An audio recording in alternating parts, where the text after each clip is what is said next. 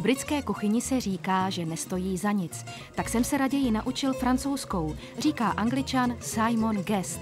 Když se v Birminghamu vyučil kuchařem, jeho první cesta vedla do Francie a do zdejší gastronomie se doslova zamiloval.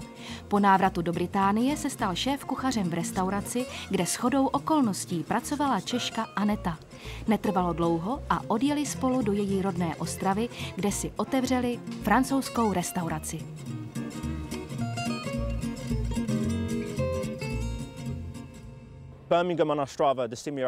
Birminghamu a jeho okolí se říká Černá krajina.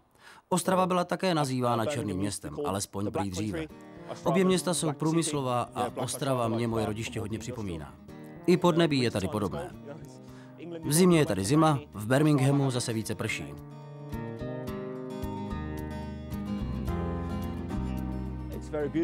Mám už tady dost přátel. Dokonce můžu říct, že snad více než v Birminghamu. Centrum města je krásné. Líbí se mi zdejší architektura. Sochy i domy jsou v perfektním stavu. Ostravané jsou hodně přátelští. Mladí lidé dnes umí dobře anglicky, zatímco já češtinu neovládám.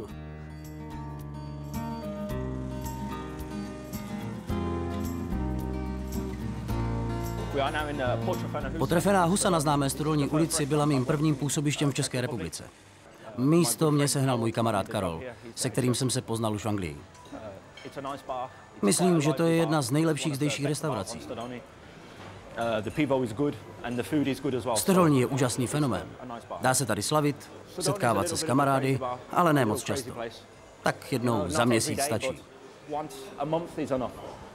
V Birminghamu máme podobnou ulici, i když mnohem delší. Jmenuje se Broad Street. Je také plná barů, restaurací a diskoték a schází se tam mladí z celého města. Simona jsem poznal při pracovné příležitosti v Anglii. Pak jsme se skamarátili, je to velmi dobrý kuchár, tak mi padl do oka. Pak jsme bývali spolu, po určitom nějakom čase jsem se vrátil sem do Ostravy a on asi po roku mi volal, že se vrátí těž s přítelkyní, která z tady to pochádza. Takže či mám pre něho něco. Nabídl jsem mu práci, pracovali jsme tu spolu. On zjistil, že jsou tu aj jiné možnosti, tak zadal ďalej. Je to hodně dobrý kuchár. Je úplně na jiné úrovni, jak většina kuchárů tu v Ostravě.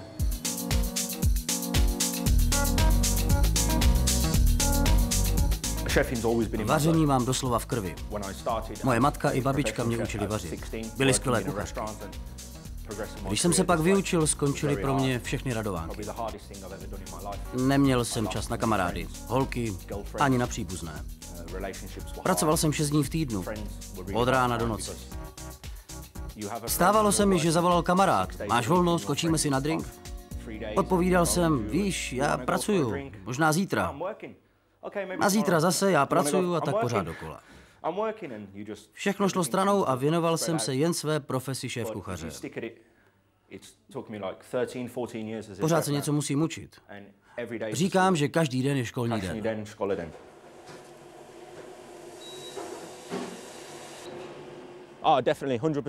100% jsem tady našel druhý domov.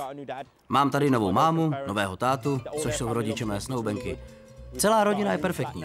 Cítím se tady jako doma. Sice mě tady chybí moje matka i dědeček a hlavně moje kočka, ale jinak jsem spokojen.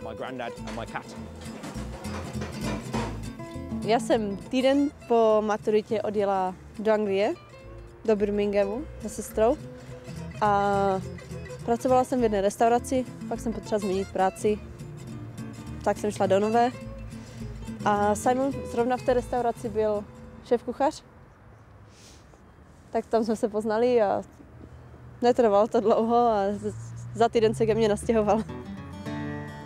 A od té doby jsme spolu. No, když jsem Simonovi oznámila, že se chci stěhovat zpátky do Čech kvůli rodině, tak no, trvalo mu asi týden, než mi odpověděl, jestli pojede se mnou nebo ne. Bylo to docela těžké rozhodnutí, ale nakonec se rozhodl, že jo, že pojede se mnou. Ahoj, Dečko! Ahoj, Monko! Ahoj. Jak se máš, Monko? Čau, dobře. Jak se máš, Dečko? Ahoj. Bylo to pro mě těžké rozhodování. Měl jsem dobrou práci, perspektivu, byl jsem spokojený. Nevěděl jsem, co mě tady čeká. O vaší zemi jsem věděl jen, že máte dobré pivo. To bylo všechno. Ale dnes už vím, že jsem se dobře rozhodl. Nelituju toho. On spíš je takový asi odpolední tvor, večerní, jo? Když ještě tady bydlel, chodil do práce, tak vždycky jsem mu říkal, Simonku, chceš kafe ráno, snídaní? Ne, mamko, ne, nech mě být, jo? Říká, dobře, tak my jsme tolerantní, takže jsme jako to tak nějak nebrali. Obdivovala jsem, že má takovou výdrž, fakt. Ráno v 8 odcházel, vracel se 12:30 v noci a ještě začal vařit večeři. To jsem nechápala, co to je za způsob života, ale asi to tak má. No. My day starts at 5. Každé ráno začínáme kolem 5. 6. hodiny. Jedeme s mým kolegou kuchařem na nákup do Makra. Nakoupíme vše potřebné, od masa, ryb, přes zeleninu, ovoce. Všechno musí být v restauraci každý den absolutně čerstvé, to je moje zásada. Nedovedu si představit, že bych měl zamražené polotovary a z toho pak vařil.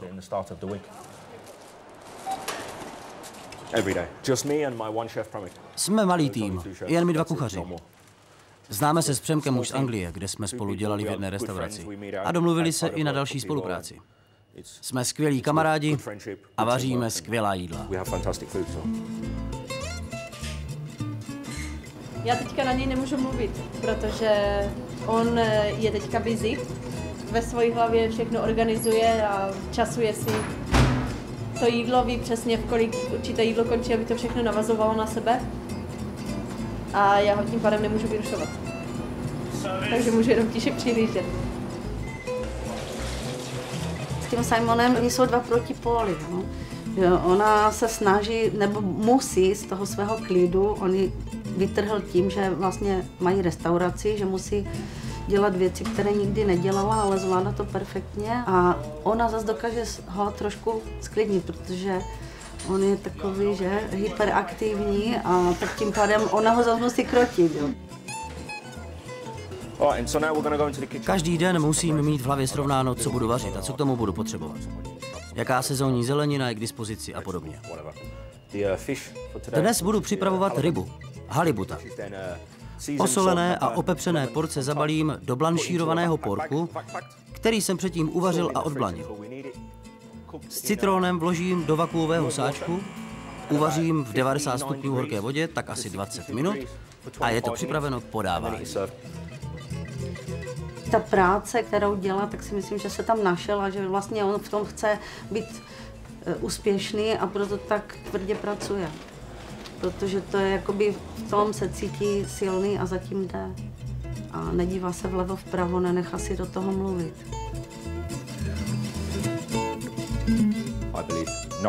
Věřím, že základem je znalost. Umět své řemeslo a pak na sobě musíte dál pracovat. Je to každodenní kolotoč.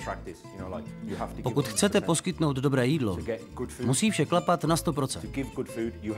A když chci, aby můj host byl spokojený, musím do toho dát 125%. Francouzská kuchyně je hodně složitá. Pracná, nic nejde snadno. Když navštívíte kteroukoliv francouzskou restauraci, tak od prvního kontaktu s vrchním, servírkou, přes nabídku jídla a pití, až po atmosféru v restauraci, všechno tvoří komplex služeb. Použijí jednoduchý recept a udělají z něj excelentní jídlo. Jehož příprava trvá 2krát tak dlouho. Je mi jedno, že strávím marinováním 3 dny a zákazník to sní během 5 minut. Výsledkem musí být spokojený zákazník. A musí být tak spokojený a šťastný, že se k vám bude chtít pokaždé rád vracet. A když mu přinesete na stůl jídlo, musí doslova úžasnout. Musí úžasnout už jenom nad tím, jak to jídlo vypadá. A požitek z jídla je až další fázi. Přitom už skládám a vymýšlím další a další menu. Měním jídelníček každé 3 měsíce, i častěji. A ne jednou, ale 2krát za rok. A to hlavně podle sezónní nabídky potravy na zeleniny. Stále musím nabízet a vymýšlet něco nového. Proto teď připravujeme i speciální menu k svátku, jako jsou třeba Valentín, Velikonoce a podobně.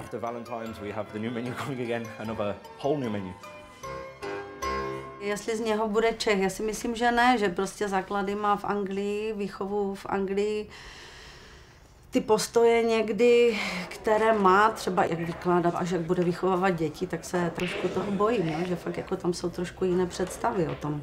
No, že jako bude tvrdák třeba na to dítě, aby ono se jaksi umělo prodrat mezi ty ostatní, ale až takovým ráznějším způsobem.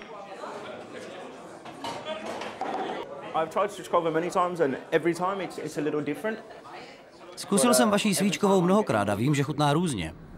Víte, já jsem Angličan a my máme jiné chutě. Stejně jako Němci, Francouzi, Italové. Všichni mají jiné chutě, jiné tradice. Když jsem k vám přijel poprvé, zdálo se mi, že je všechno bez chuti. Musel jsem si zvyknout na vaši kuchyni. Ale teď, když si dám svíčkovou, moc mě chutná. I další vaše jídla. Třeba u rodičů mé dívky.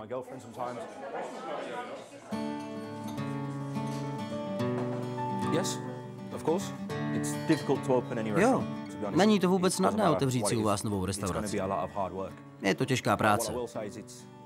Dokonce to bylo těžší, než jsem předpokládal. Víte, pohybuji se v restauracích od svých 13-14 let, ale překonalo to mé představy. Ale nevadí.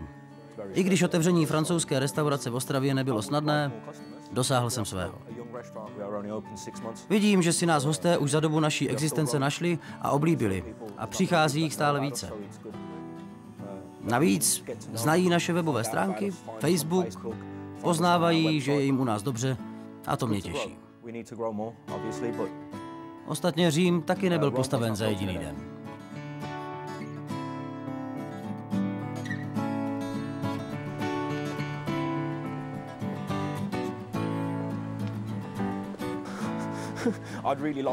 Mým cílem je získat Michelinskou hvězdu. Měl by to být sen snad každého majitele restaurace. Já myslím, že je to i u vás možné. Když budete tvrdě pracovat a držet se hesla, že každý den se musíme znovu učit, je to určitě možné. Věřím tomu na 100%. Určitě do 5 let musím přinést Michelinskou hvězdu až do Ostravy. To je můj sen.